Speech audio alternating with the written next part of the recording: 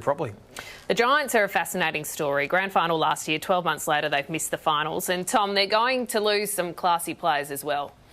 Yeah, well, they will. They've already lost Aiden Core. They'll probably lose Zach Williams. There's Harry Perryman as well. There's about 5 or 6 others of this Giants 8. But I guess if I'm going to have a first crack tonight, gents and Kath, I'd like to just talk about this Giants cycle, this list management cycle that just doesn't seem to finish. I know we've spoken about it on the show before. So the best example of this is Dylan Shield goes to Essendon. GWS get a couple of first-round picks in return, and one of those first-round picks is Jai Caldwell in 2018. Now, Jai Caldwell is every chance to leave. Now, at the end of 2020, St Kilda's interim, I'm sure other clubs are interim as well. So how long can they continue to lose good players, get good draft picks in return, and then lose those players again a couple of years later? So Jason McCartney, this is where he's going to make his money, the list boss and the head of footy. My opinion on GWS is that next year, 2021, should be used as a bridging year. Now, this doesn't mean that you've got to bottom out completely, but let's reset the salary cap so it allows them to then attract good players in 2021 or at the end of next year onwards. Because they can't do that, Tom. They can't. It's impossible for them to do that because they've got to pay overs to keep the players that are there. But why do they want to keep them? Why? If Jeremy Cameron wants 900, let him go for 900. If Zach Williams wants 900, let him go for 900. So you're going to lose 3 or 4 stars in a 12 to 18 month period. Absolutely, because how does that help your football club? Because the cycle will finish with exactly this rut they're in now, where they actually can't get out of it. They're a victim of their own concessions. So I think they should allow those players to go and have a premiership team in 2022 or whenever that actually allows them to bring players in. Because how many premiership teams in the past have had 0 players that have had currency elsewhere in the first place? They actually can't trade any good players in because they've got no money to do so, and I'm not sure that's any way to build a premiership squad. I can guarantee you, if they're not winning the premiership in 2022, if they allow Cameron, Williams and these young kids you're talking about to walk out the door. The hardest part with Jason McCartney's job is that other clubs are offering these young, talented stars or potential stars $500,000, $600,000 a year anyway. Yeah. So they have to not necessarily match, but at least come 40%, 50% up from where they are to retain them. OK, so we can talk about... Go on, Tom. Can I just ask Kingy that from a list management perspective? For lack of a better term, it's like a studs and duds model, isn't it? Like they pay their studs big coin and then they just have role players that come in to play roles at the bottom end of the salary cap. Can you honestly continue that for as long as possible? Because it seems to me like that's a really hard model to have for any length of time and continue to have success with that model. Well, maybe that is the case, but you just can't purge stars. It's just fascinating that we're having this conversation because 12 months ago when Stephen Coniglio re-signed, everyone was saying, oh, what's the secret with GWS? Why do they keep these players? Why do they all want to re-sign with the club? And now we're having this conversation.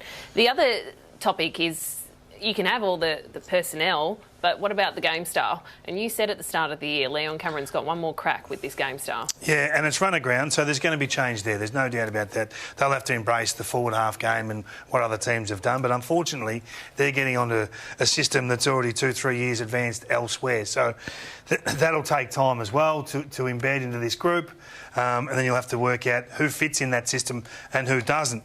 But I just look at the coach himself. I know they're saying he's contracted and he's got another couple of years in front of him.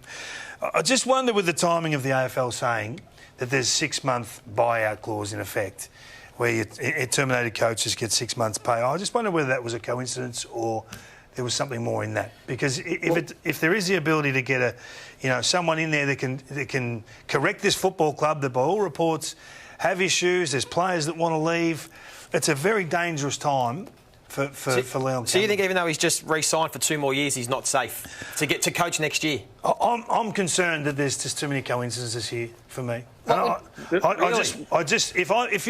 you're the head of the GWS Giants right now, and you've got concerns, you'd have to have concerns. You've just missed the 8.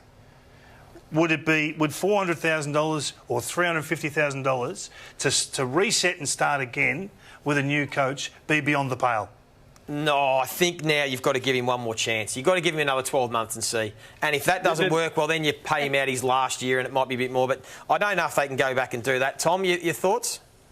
Well, the situation the Giants are in, it's a really interesting point from Kingy, is that Dave Matthews especially, but also Tony Shepherd, the chairman, that they put a flag in the ground. And I think their tenures now are directly linked to Leon Cameron because they've verbally agreed and then they've done the deal But you've got to remember as well, if they do want to sack Leon Cameron, which would be an unbelievable move given what we've just seen, and I don't think will happen, that won't come out of the soft cap. That just comes from the club, because the AFL's given each club, I guess, permission or the ability to make positions in the football department redundant that does not come out of the soft cap for this 1 year just because of the COVID-19 outbreak. These deals were done, Tom, when they were sitting in the 8 and they're off the back of a grand final. So things have changed drastically, and often you don't see these things until they happen.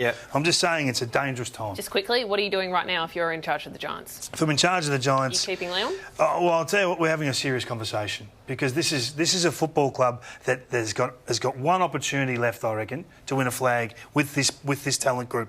If they start purging players like Tom's talking about, then they're in real trouble. And if the coach has any part to play in that, then it is a genuine conversation that needs to be had. OK, so if you're getting rid of Leon Cameron 12 months after a grand final, who are you bringing in? Well, you've got to decide whether you've got the right man or not. If you make the decision you haven't got the right man, it doesn't matter who you bring in. But there's the shadow of Ross Lyon and these people that loom large. And that's just an opinion, and I'm not saying necessarily purge him, but they're the decisions and the discussions that they need to have. I'm not talking about purging the players. I'm talking about if the players want money that you don't have or that you are struggling to pay, you simply let them go. I'm not saying go out the door. Cameron wants 800 or 900. Actually, we can't afford that for you at the moment. On your bike, away you go. That's not a purge. OK, that's enough about the Giants. He's gone regardless. The two big names to watch in the trade period, Ben Brown and Joe Danaher. What do you think is going to happen with Ben Brown, Key? I think he'll stay.